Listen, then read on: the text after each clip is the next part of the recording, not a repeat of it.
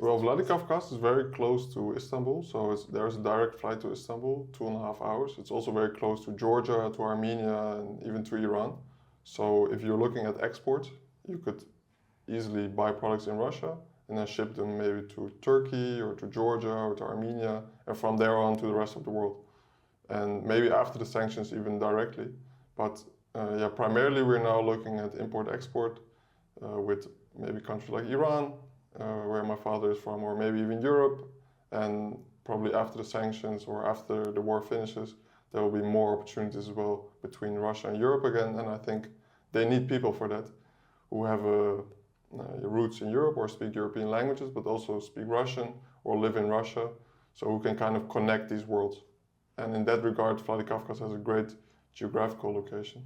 Yeah, so it's both geographical, cultural, and somehow generational, in a sense, because there is as well this bridge nowadays between the elder generation who've been there for a while and the young generation who's kind of emerging and trying to develop the area and make a difference. Yeah, you also see a lot of new cafes that are very beautiful, that have very different styles. So also in that regard, if you want to open a restaurant, people love food there.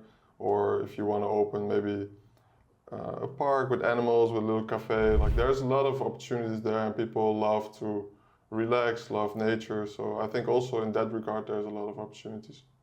Would you say that you feel there, so prior to Vladikavkaz, where did you feel at home? You've traveled, your father said you've been to like 40 countries or something? Yeah, I've traveled, yeah.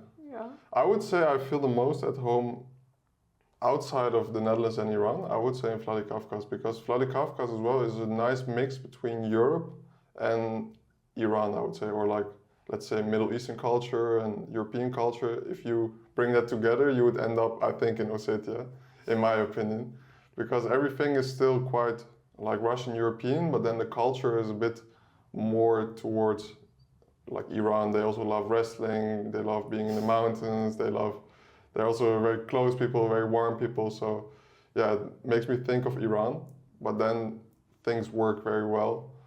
So it also brings the convenience of, let's say, like Russia or Europe. So it's a very nice mix.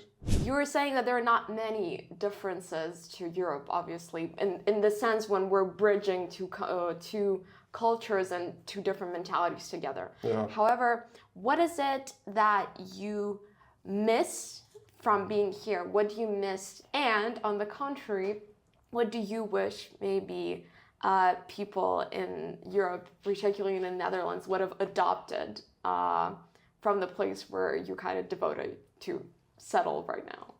Yeah, so I think people think that if you move to Russia, you'll miss a lot of things. But actually, given the facilities in Russia, for instance, ozone, Avito, and the infrastructure, like I don't miss anything, to be honest. Like if I want a product, I just search on ozone and I can order the product, and the day after tomorrow it's there. If I need a service, I check Avito, like whether you need